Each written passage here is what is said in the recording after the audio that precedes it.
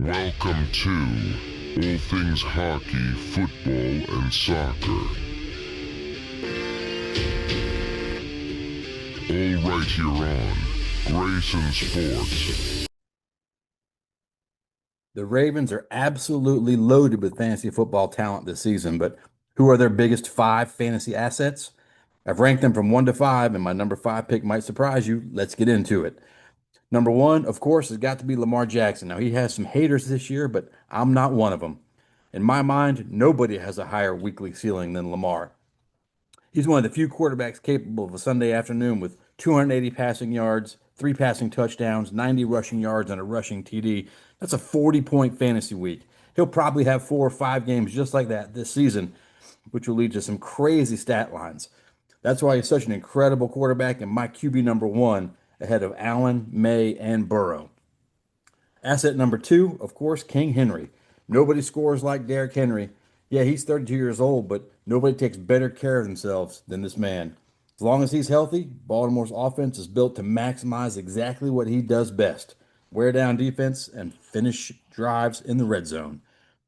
For me, I'm thinking he's going to have a season with 1,500 total yards and 16 touchdowns. Those are absolutely attainable, above other running backs like CMC, Devon Achane, and Ashton Jeanty. One prediction I'll put out there is I think Derrick Henry will lead the NFL in rushing touchdowns this season. Asset number 3, Zay Flowers. And I think 2026 is the year Zay Flowers becomes a true fantasy wide receiver 1.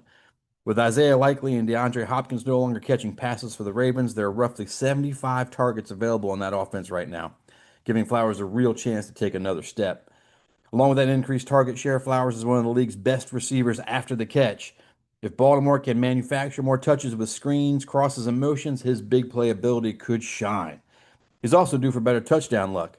Last season, Flowers had 86 receptions but only 5 touchdowns, and that's one of my biggest reasons for optimism.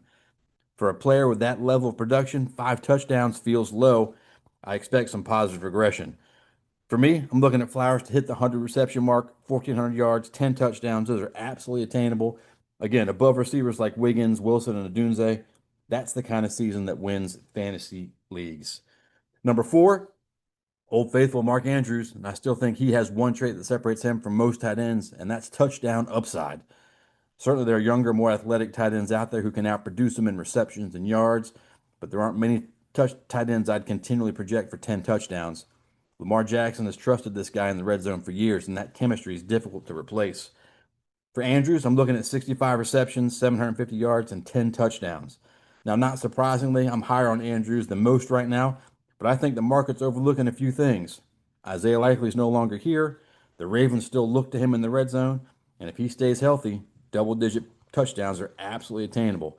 I'm confident Andrews will finish ahead of Kyle Pitts and Jake Ferguson in the fantasy season in points this year.